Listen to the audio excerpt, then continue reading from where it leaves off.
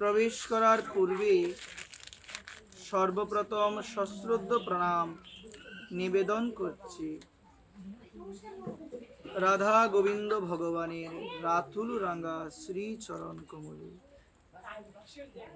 সশ্রদ্ধ প্রণাম নিবেদন করছি পরমারাধ্য পরম পূজ্য শ্রী গুরু মহারাজ প্রভুপাদ শ্রী শ্রী দেবব্রত গোস্বামী মহোদয়ের শ্রী চরণ কমলে।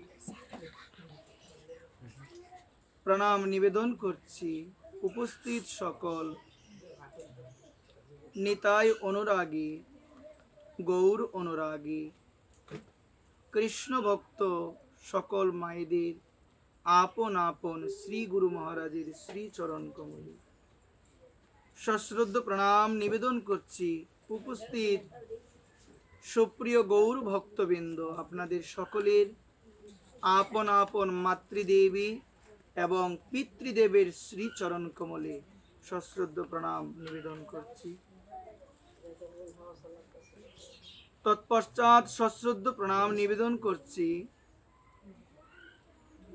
সেই সমস্ত গৌর অনুরাগী, নিতাই অনুরাগী ভক্তদের শ্রী চরণে, যাদের কৃপা বিনে, যাদের সঙ্গ বিনে কেউ কখনো আমার প্রাণ গোবিন্দকে লাভ করতে পারে নাই, সেই সমস্ত সুপ্রিয় গৌর ভক্তবৃন্দের শ্রী চরণ কমলে আমি অধম অবাজন শ্রী ব্যাসাসন থেকে অবনত মস্তকে জানাই শতকোটি দণ্ডবোধ প্রণাম। বাঞ্ছা কল্পতরুবশ্য কৃপা সিন্ধুইব এব চ পতিতানাং পাবনেভ্যো সর্ববৈষ্ণবেভ্যো নমো নমঃ। জয় নিতাই, জয় গৌর, জয় রাধেশ্যাম, জয় জয় শ্রী রাধেশ্যাম। উপস্থিত আমার সকল গৌর অনুরাগী, আমার নিতাই অনুরাগী, আমার সকল কৃষ্ণ ভক্ত মা, আপনাদের সকলের চরণে আমি অধম বারংবার নিবেদন করি, আজকের এই জায়গায় আমরা যারা এসেছি, আমাদের পরম আপন অনাদির আদি গোবিন্দ, সর্বকারণের কারণ আমার প্রাণ গোবিন্দ, আমার ভগবান শ্রীকৃষ্ণের মুখ নিঃসৃত বাণী শ্রীমদ ভগবত গীতার কথারস আস্বাদন করার জন্য আমি পূর্বেই আমার উপস্থিত সকল মায়েদের চরণে আমি অধম নিবেদন করি। আপনাদের কৃপা আমার মতো অধম অবাজন নরাদমের উপরে যতটুক বর্ষিত হবে, সেই সুপ্রিয় গৌর ভক্তবৃন্দের কৃপাতে আমি অধম দুই একটা ভাগবতীয় কথা বলার আমি চেষ্টা করব। সেই কথার মধ্যে অসংখ্য ভুল ত্রুটি হতে পারে, আপনারা সবাই ক্ষমা সুন্দর দৃষ্টিতে দেখবেন। জয় নিতাই গৌর হরিবল। আজকে আমরা এই জায়গায় এসেছি, আমাদের লক্ষ্য হলো আমরা সবাই ভগবানের কথার মধ্যে স্নাত হব, সবাই আমরা আমাদের ভগবানের কথা শুনব, ভাগবতীর কথা শুনব, সবাই আমরা গীতার কথা শুনব। আমি পূর্বেই বারংবার এই নিবেদন করি, আপনারা অন্য কোনো ধরনের কোনো কথা বলবেন না।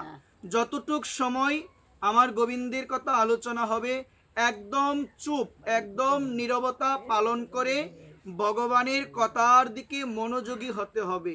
কারণ মন দিয়ে শুনবেন, এই ভাগবত আসরে এসে যদি ভাগবতের কথার প্রতি তুমি মন না দিতে পারো, ভাগবত আসরে এসে যদি তুমি ভাগবতের কথার প্রতি মনোনিবেশ না করতে পারো, ওই আসরে এসেও তোমার কোনো মঙ্গল হবে না। দেখা গিয়েছেন আজকে এই জায়গার মধ্যে আমি সশরীরে আমি উপস্থিত হয়েছি, কিন্তু দেখা গেল আমার মন যদি ভগবানের কথার প্রতি, আমার এই দুর্দমনীয়, আমার এই চঞ্চল মন যদি আমার গোবিন্দের কথার প্রতি না থাকে, এই ভাগবত আসরে যদি না থাকে, ওই আসরে গিয়ে যত কিঞ্চিত আমার কোনো লাভ হবে না। ওই কারণে তুমি কোথায় যাচ্ছ সেটা বড় কথা নয়, তোমার মনটা কোথায় আছে সেটাই হলো বড় কথা।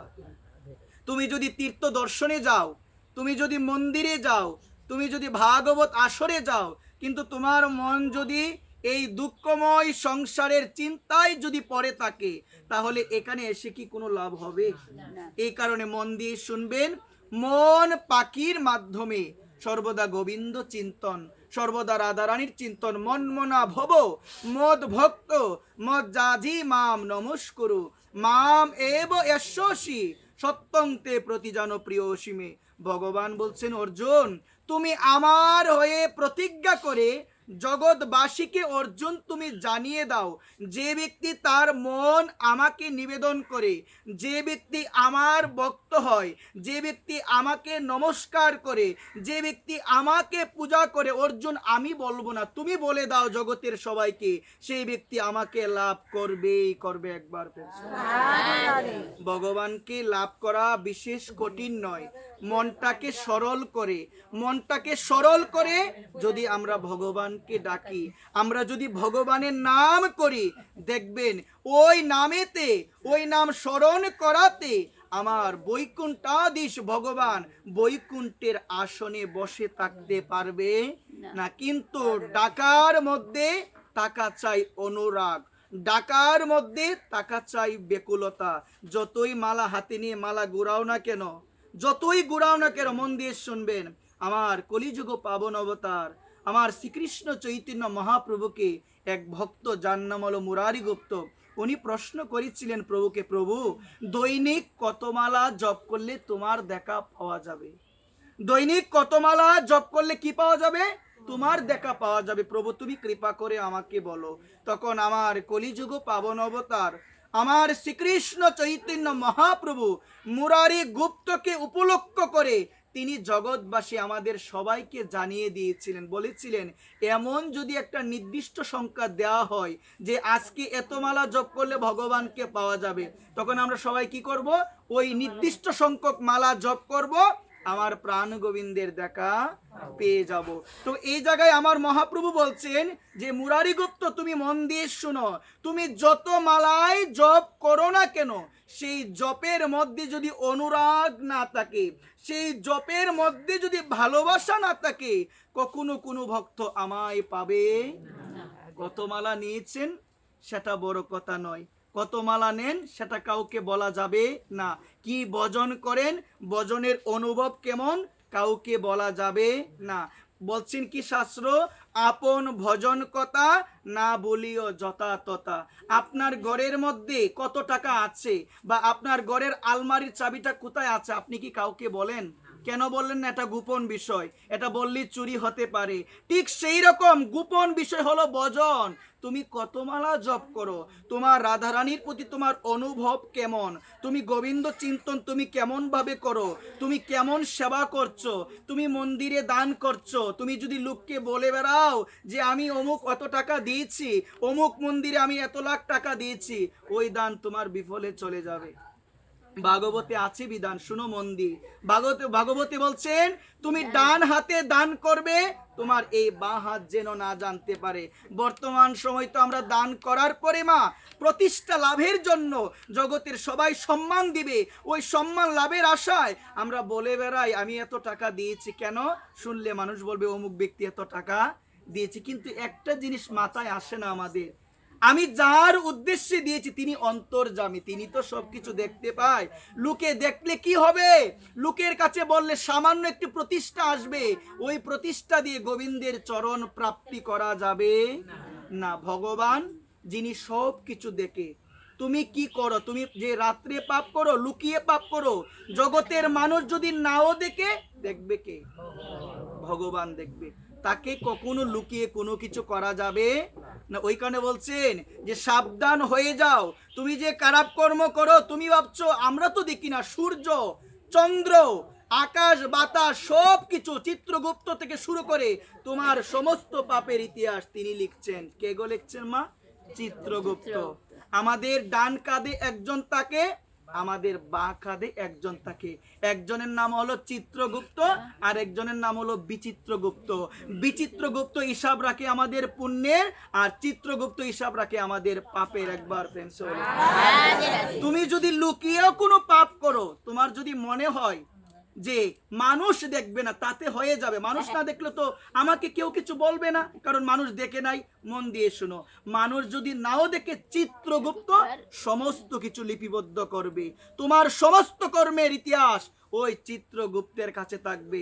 সেদিন বাঁচার আর কোনো রাস্তা পাবে না। সেদিন কি জোর দিয়ে বলতে পারবে যে আমি এটা করি নাই? তোমার সমস্ত কর্মের রেকর্ড তোমাকে দেখানো হবে, তুমি কি কি এই জগতের মধ্যে এসে করেছো।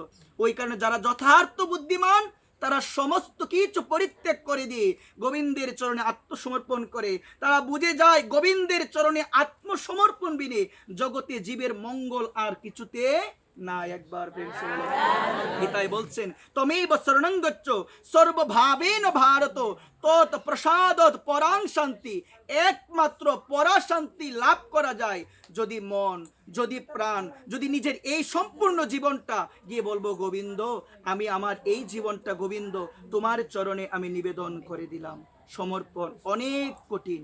যখন সমর্পণ হবে তখন আমার বলে কিছু থাকবে না। এই গড়টা কার? আমরা এখন হয়তোবা বলছি ভগবানের গড়, কিন্তু একটু পরে কি বলবো? আমার গড়। একটু পরে কি বলবো? এটা আমার গড়। কিন্তু আমরা কিন্তু মুখে বলি মা যে এই জগতে আমার কিছু নাই, কিন্তু মা মন থেকে আমরা মানতে পারি না। মন থেকে মানতে পারি না যতদিন পর্যন্ত মা মন থেকে সমর্পণ না হবে। মা গোবিন্দের চরণে পৌঁছানো এখনো অনেক দূর, অনেক দূর। সমর্পণ আমার বলে কিছু থাকবে না, এটা হলো সমর্পণ। জগতে সব কিছু হলো ভগবানের, আর আমি অদম হলাম আমার ভগবানের দাস। কার দাস? জীবের স্বরূপ হয় নিত্য কৃষ্ণ দাস। আর আমরা পরিচয় দিচ্ছি অনেকভাবে, আমরা পরিচয় দিচ্ছি যে এটা আমার পরিচয়, এটা আমার এই পরিচয়, সেই পরিচয়। কিন্তু জগতে আমাদের পরিচয় হলো আমরা একজনের দাস। এই দাস, এই সম্পর্কটা নিত্য সম্পর্ক। তোমার সঙ্গে আপাতত ভাবে মায়ার দ্বারা দৃশ্যমান হয়ে মনে হচ্ছে তোমার ছেলে আছে, মেয়ে আছে। আমার পূজ্য শ্রী বিনোদ বাবা তার একটা বলেন, এই সংসার এক সময় ছিল না, সংসার এক সময় ছিল না, এমন একটা সময় আসবে সংসার থাকবে না। তোমার ছেলে মেয়ে এক সময় ছিল না, তোমার স্বামী এক সময় ছিল না। মাঝখানে দৃশ্যমান মনে হচ্ছে মায়ার দ্বারা যে স্বামী আমার পরম আপন, ছেলেই আমার পরম আপন, তারাই আমার পরম আপন। কিন্তু আমাদের পরম আপন হলো একজন, তিনি কে? তিনি হলো ভগবান। এটা আমরা ভুলে গিয়েছি। ভজন কাকে বলে গো মা? তোমরা বলো না যে ভজন করতে হবে, ভজন করতে হবে। ভজনটা কি গো মা?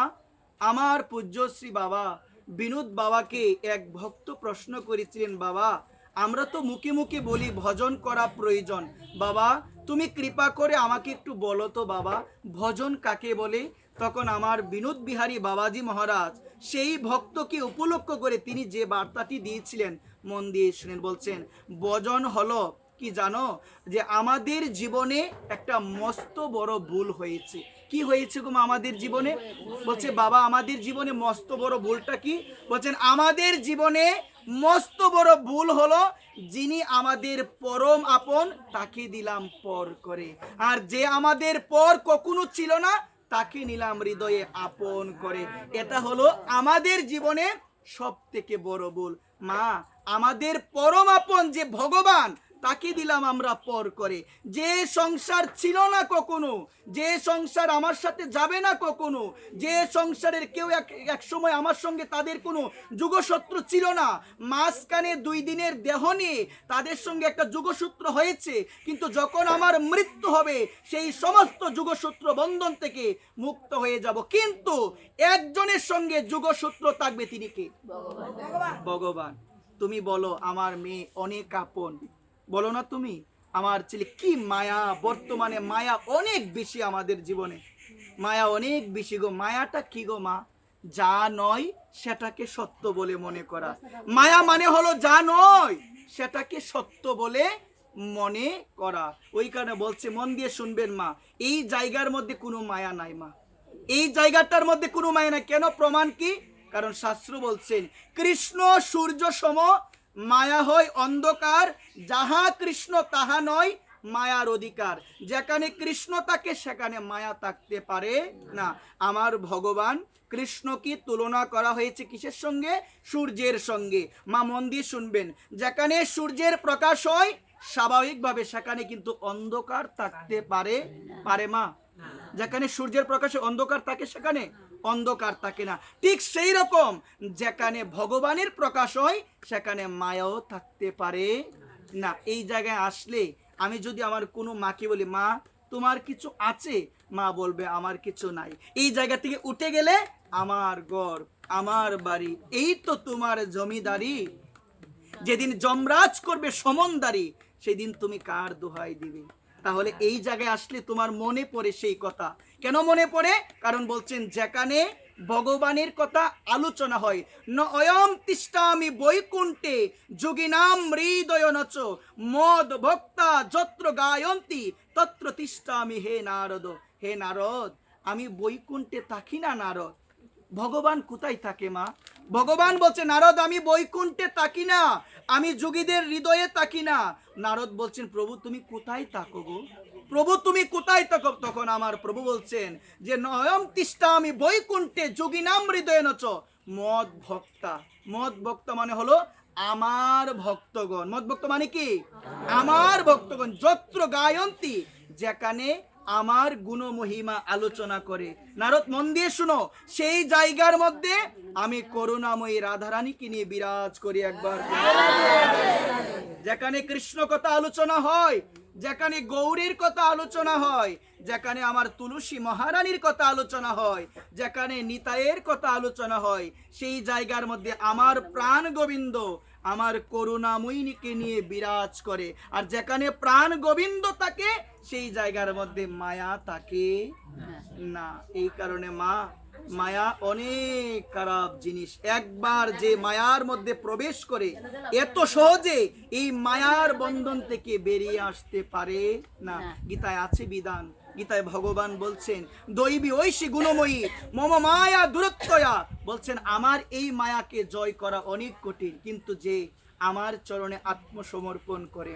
আপনারা মন দিয়ে শুনবেন, দ্রৌপদীর জীবনীতে আমরা দেখতে পেয়েছিলাম দ্রৌপদীর যখন বস্ত্র হরণ হবে, মা মন দিয়ে শুনবেন, দ্রৌপদীর যখন বস্ত্র হরণ হবে, দ্রৌপদী কিন্তু প্রথম অবস্থায় অনেকভাবে অনেককে ডেকেছিল, যারা ছিল ওই রাজসভার মধ্যে সবাইকে ডেকেছিল মা, কিন্তু কেউ তাকে রক্ষা করতে পারে নাই। আর পরবর্তীতে ভগবানের শরণ নিয়েছিল, কিন্তু পূর্ণরূপে শরণ নেয় নাই।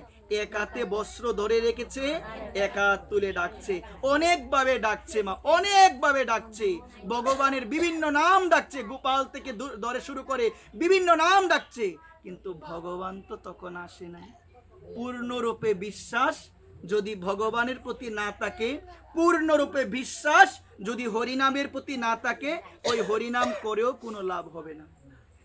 আজকে দ্রৌপদীর বস্ত্র হরণ হচ্ছে, সবাইকে বলছেন রাজ সবার মধ্যে পিতামহ ভীষ্ম থেকে শুরু করে, গুরু দ্রোণাচার্য থেকে শুরু করে, কর্ণ থেকে শুরু করে, বিকর্ণ থেকে শুরু করে, বিদুর থেকে শুরু করে, সবাই ছিল রাজসভার মধ্যে।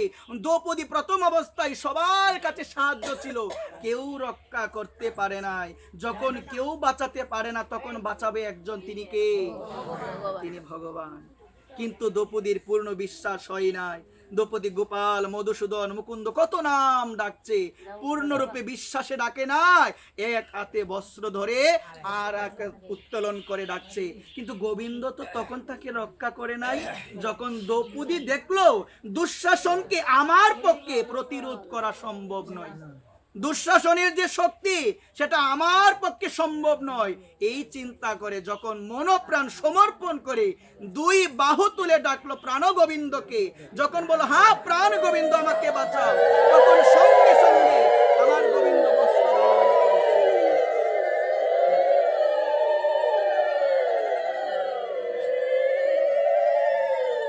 তখন সঙ্গে সঙ্গে আমার প্রাণ গোবিন্দ বস্ত্র দিয়েছিল, এমন বস্ত্র দিয়েছিল 1000 বছর ধরেও যদি টানে ওই বস্ত্র দুঃশাসন করতে পারবে না। এই জায়গায় মন দিয়ে শুনবেন, যেদিন দ্রৌপদীর বস্ত্র হরণ হয়েছিল সেই দিনটা ছিল অক্ষয় তৃতীয়া তিথি, বৈশাখ মাসের শুক্লপক্ষের তৃতীয়া তিথি, যার নাম হলো অক্ষয় তৃতীয়া তিথি। ওই অক্ষয় তৃতীয়া তিথির দিন এহেন কার্য করেছিল।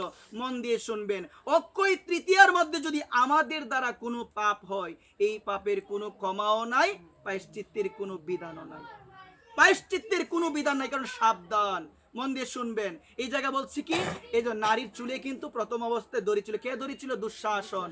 শাস্ত্র বলছে, আমার অনেক বাবা রাগান্বিত হয়ে গেলে এটা করে মা, এর মতো পাপ, মহাভারত বলছেন, এর মতো পাপ আর কিছু হতে পারে না।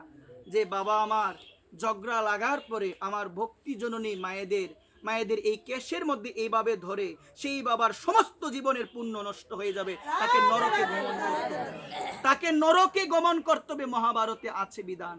অনেকে করে না, চুলের মুষ্টি এভাবে ধরে না, এটা কখনো ধরা যাবে? মন দিয়ে মা শুনবেন, এটা বিশেষভাবে জানা প্রয়োজন।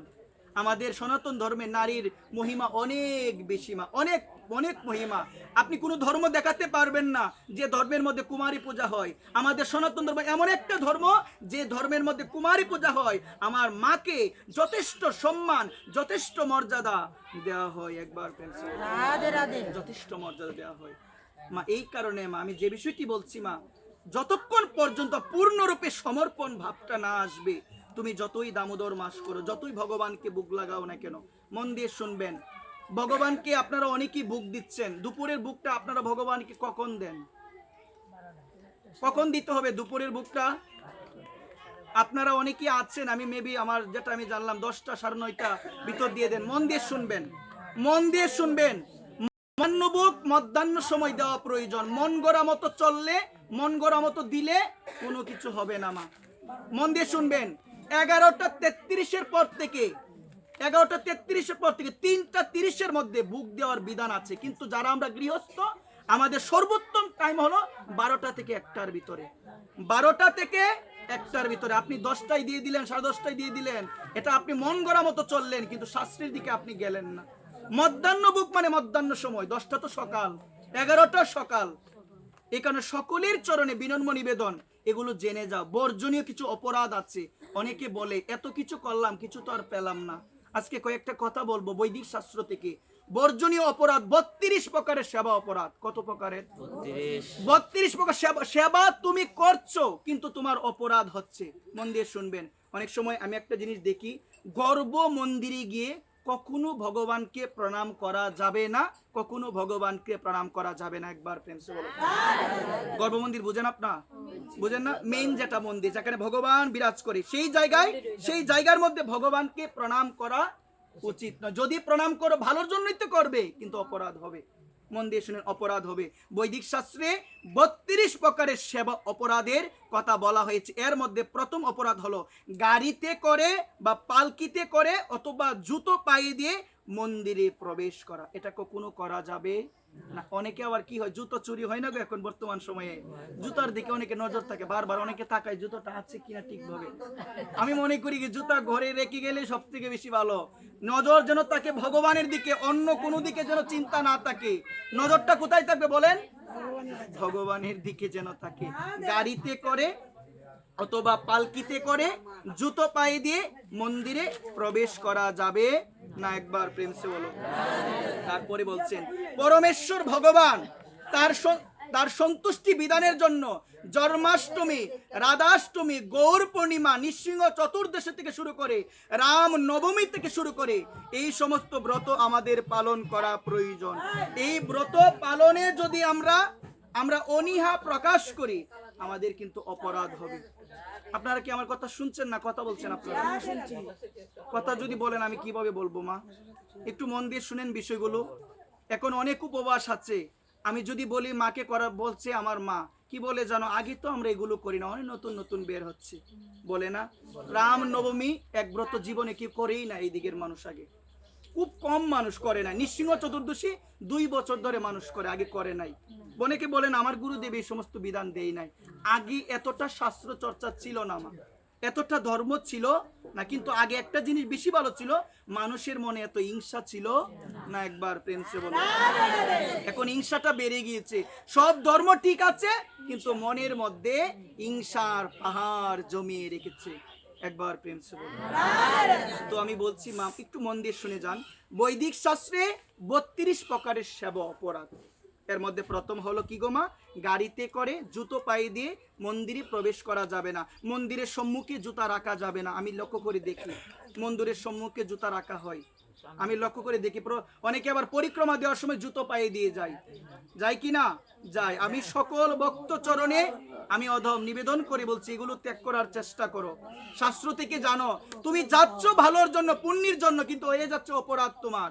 ওই কারণে মনে রাখবেন, গাড়িতে করে পালকিতে করে জুতো পায়ে দিয়ে মন্দিরে প্রবেশ করা যাবে না। পরমেশ্বর ভগবান তার প্রসন্নতার জন্য সাধুগুরু বৈষ্ণব বলবেন তোমাকে করার জন্য জন্মাষ্টমী, রাধাষ্টমী, তারপরে রাম নবমী, নৃসিংহ চতুর্দশী, গৌর পূর্ণিমা, অদ্বৈত সপ্তমী, নিত্যানন্দ ত্রয়োদশী, এগুলো আমাদের পালন করা প্রয়োজন।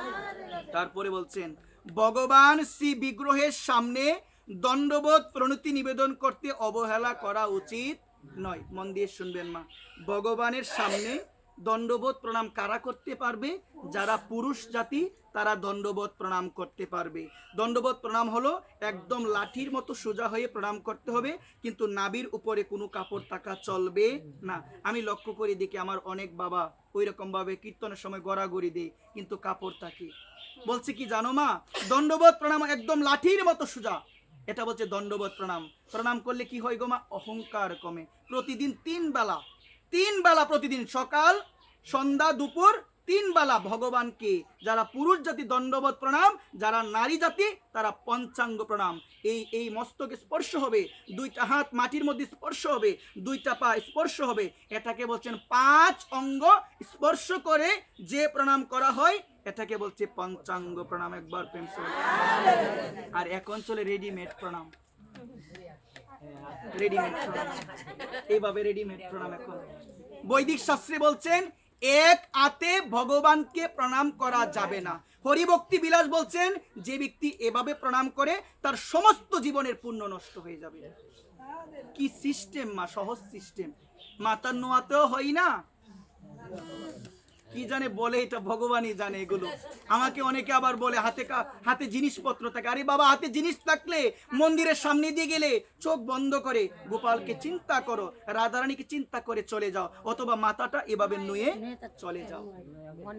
চলে যাও। এভাবে কখনো মায়েদের চরণে নিবেদন, আপনাদের সন্তান হিসেবে নিবেদন করছি, এভাবে করবেন না প্রণাম। এভাবে প্রণাম করা যাবে না, এই কারণে মন দিয়ে শুনবেন। তারপরে বলছেন দূষিত অবস্থায়, তুমি যদি জানো তোমার কাপড়টা ভালো নয়, তুমি যদি জানো তোমার প্রস্রাবের কাপড়, সেই কাপড় নিয়ে মন্দিরে প্রবেশ করতে যাবে না, কখনো যাবে না। যদি যাও তাহলে অপরাধ তোমার হবে। একবার প্রেম সে। আচরণ শুদ্ধ করা প্রয়োজন। মন্দিরে যাবেন, কাপড়টা শুদ্ধ কাপড় পরে আসবেন। আপনি ভাগবত আসরে যাবেন, শুদ্ধ কাপড় পরে আসবেন। এটা জানা বিশেষভাবে প্রয়োজন। আমরা কিন্তু আচরণটাই জানি না। আমরা এখন আচরণই জানি না। আমার বাবারা অনেকে দেখবেন লুঙ্গির মতো দেখবেন ধুতি পরে না, অনেক সময় এমন লুঙ্গির মতো পরে সন্ধ্যা আদি করে। মন দিয়ে শুনবেন, এইভাবে করলে সন্ধ্যা আন্নিক তোমার বন্ধা হয়ে যাবে। এইভাবে ধুতি পরা যাবে না। ধুতি কিভাবে পরতে হবে? কচ্চ কাঁচা দিয়ে, পিছনে একটা কচ্চ থাকতে মানে কাঁচা থাকতে হবে, ওই রকম ভাবে ধুতি পরা প্রয়োজন। মন দিয়ে শুনবেন, অনেকে কি করে লুঙ্গির মতো পরে না গো, ওই রকম ভাবে পরা যাবে না। ওই রকম ভাবে পড়তে পারবে কারা? যারা গৃহস্থ নয়, যারা সংসার ত্যাগ করে দিয়েছেন, যারা বাবাজি, তারা পড়তে পারবে এইভাবে। কিন্তু এইভাবে যারা আমরা গৃহস্থ আছি, যারা আমরা ব্রাহ্মণ আছি, তারা আমরা কচ্চ থাকতে মানে কাঁচা থাকতে হবে। একবার প্রেম সে বলো, জানা প্রয়োজন। এইরকম ভাবে এগুলো যদি না জানি মা হবে না। আর মন দিয়ে শুনবেন মা, তিলক ব্যতীত যদি সন্ধ্যা আপনি করেন, সেই সন্ধ্যা আপনার বন্ধা হয়ে যাবে। তিলক ব্যতীত যদি আপনি আরতি করেন, সেই আরতিও কিন্তু আপনার হবে না। মহাপ্রভুর গৌরে আরতি, তুলসী আরতি করতে গেলে মন দিয়ে শুনবেন, তিলক করা প্রয়োজন, তিলক করা প্রয়োজন। যদি আপনার গুরুদেবের তিলকের উল্লেখ না থাকে, অনেকে বলে নাই, জল তিলক করতে পারেন। যে তিলকের উল্লেখ আছে করবেন। জল তিলক কিভাবে করবেন? হাতের মধ্যে জল নেবেন, মন্ত্র বলবেন, ওম নমো কেশবানন্ত গোবিন্দ বরহ পুরুষোত্তম পূর্ণ যশস্ব মাইশ্বম তিলকম্বে প্রসিদ্ধ কেশবায় নমো কণ্ঠে গোবিন্দায় নমো নারায়ণ নমো মাধবায় নমো বিষ্ণুবে নমো বামনায় নমো শ্রীধরায় নমো ঋষিকেশ নমো ত্রিবিক্রমে নমো মধুসূদনায় নমো পদ্মনাভায় নমো দামোদরায় নমো ওম নমো ভগবতে বাসুদেবায়। করা যায় না? বলেন না। এভাবে করবেন। যাদের গুরুদেব যেভাবে বলে সেভাবে করবেন, কিন্তু মনে রাখবেন যদি তিলক না করেন সন্ধ্যা বন্ধা হয়ে যাবে। এক সময় কিছু ভক্ত সন্ধ্যা আরতির পরে আমার মহাপ্রভুর সঙ্গে সাক্ষাৎ হয়েছে। মহাপ্রভু সেই সমস্ত ভক্তকে দেখে বলল, তোমরা কি আজকে সন্ধ্যা করো নাই? বলছে হ্যাঁ করেছি। বলছে তোমাদের ললাটে তিলক কোথায়? বলছে আজকে তো তিলক দিই নাই। বলছে আজকে তোমাদের সন্ধ্যা হয়ে গেল বন্ধা, সন্ধ্যা হয় নাই। মহাপ্রভু বলছে তোমার সন্ধ্যা হয় নাই। আমার মহাপ্রভুর তিরস্কারোক্তি, যে ললাটে যে বিপ্রের কপালে নাই নাই হয় তিলক, সেই কপাল শ্মশান সদৃশ বেদে বলে। এটা শ্মশান, যদি এখানে এটা মহাপ্রভু বলছেন, যে ললাটে তিলক থাকে না, যে ললাটে কোনো তিলক নাই, সেটা কোনো ললাটই নয়, সেটা হলো শ্মশান। সেই মুখের দিকে তাকানো যাবে না। যার মুখে ভাই হরি কথা নাই, তার কাছে তুমি যেও না। তার মুখ যাবে হরি, তার মুখ পানে তুমি চেও না। যে দেশে ভাই কৃষ্ণ কথা না, সে দেশে যেও না। যার কাছে গেলে তুমি ভুলে যাবে কৃষ্ণকে, তার কাছেও তুমি যেও না। বলো না গো। এখন সকল ভক্তচরণে এই নিবেদন, এটা জানা প্রয়োজন। তিলক পরিধান করবেন। অনেকে বলে তিলক করছি গো, তিলক করছি, কখনো বলা যাবে না। অনেকে বলো সবজি কাটছি গো, এটাও বলা যাবে না। কেউ যদি বলো সবজি কাটছি, রাক্ষসের সেবা হবে, ভগবানের সেবা হবে না। ভগবানের সেবা, কাটছি শব্দের ব্যবহার করলে শেষ। সবজি আমানি করছি, সবজি কি করছি সবাই বলেন? সবজি আমানি করছি। আমি যখন ছোট ছিলাম, যখন ধর্ম সম্বন্ধে লেশ মাত্র কোনো জ্ঞান ছিল না, তখন আমার মধ্যে একটা চেতনা এসেছিল। অনেক সময় দেখবেন, লক্ষ্য করে দেখবেন, আমার মায়েরা যখন ভগবানের জন্য ভগবানকে নিবেদন করবে, যখন ফলগুলো প্রস্তুত করে পা দিয়ে এভাবে বটি দাও ধরে না, ধরে কি না?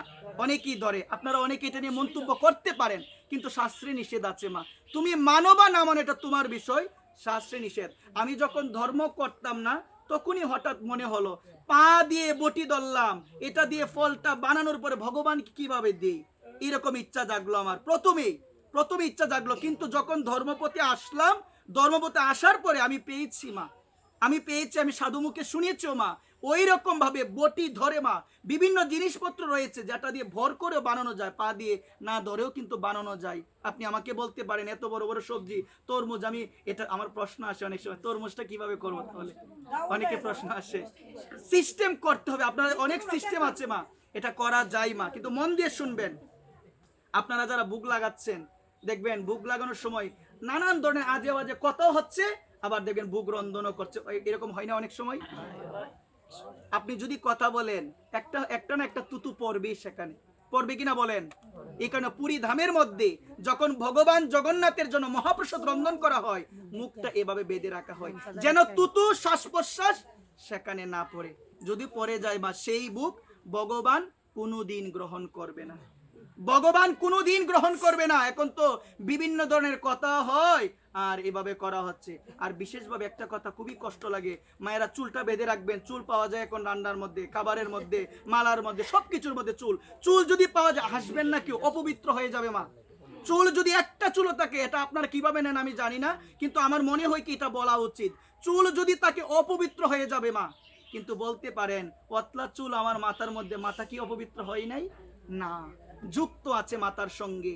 ঠিক সেই রকম আমরাও দূষিত হয়ে যাব যদি ভগবানের সঙ্গে যুক্ত না হয়। তো বলছেন কি, যখন ভগবানের থেকে বিয়োগ হয়ে যাব আমরা দূষিত হব। ঠিক সেই রকম চুল যখন মাথা থেকে বিচ্ছিন্ন হয়ে যাবে, ওই চুলটা দূষিত হয়ে যায়।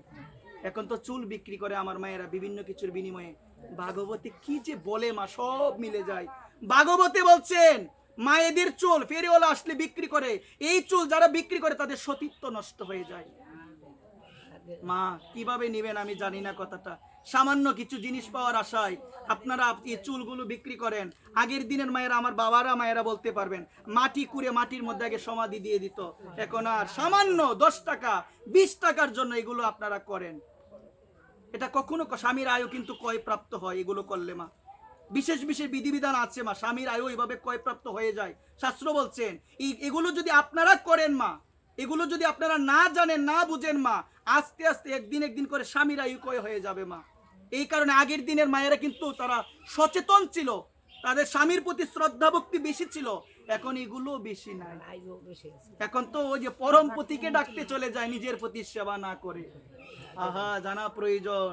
নিজের পতিকে অসন্তুষ্ট রেখে চলে গেলে হবে না। পতি সেবা, সতী নারীর সব থেকে বড় ধর্ম হলো পতি সেবা, স্বামী সেবা। সতী নারী যদি ভগবানকে নাও ডাকতে পারো, স্বামীর সেবা যদি ভালোভাবে করতে পারো, স্বামীর আদেশ যদি মানতে পারো, স্বামীর চরণ সেবা প্রতিদিন যারা সতী নারী তারা ঘুম থেকে উঠে স্বামীকে প্রণাম করবে। সতী নারীর লক্ষণ আছে। শাস্ত্র বলছেন পঞ্চসতীর উল্লেখ, শাস্ত্রে পঞ্চসতীর উল্লেখ আছে। আমাদের ঘুম থেকে উঠে পঞ্চসতীকে স্মরণ করা প্রয়োজন। কয়জন সতী? অহল্যা, অহল্যা নাম শুনেছেন? অহল্যা তারা, তারা কারি স্ত্রী। আপনারা যারা রামায়ণ শুনেছেন, যারা রামায়ণ দেখেছেন, ওই রামায়ণের মধ্যে আছে তারার নাম উল্লেখ আছে। তারাকে বালির স্ত্রী। কারি স্ত্রী গো? যাকে ভগবান পিছন থেকে বধ করেছিল। অনেক অভক্ত আছে, নাস্তিক আছে, প্রশ্ন করে ভগবান যদি সর্বশক্তিমান হয় বালিকে পিছন থেকে কেন বধ করেছে? একবার প্রেম সে বলে।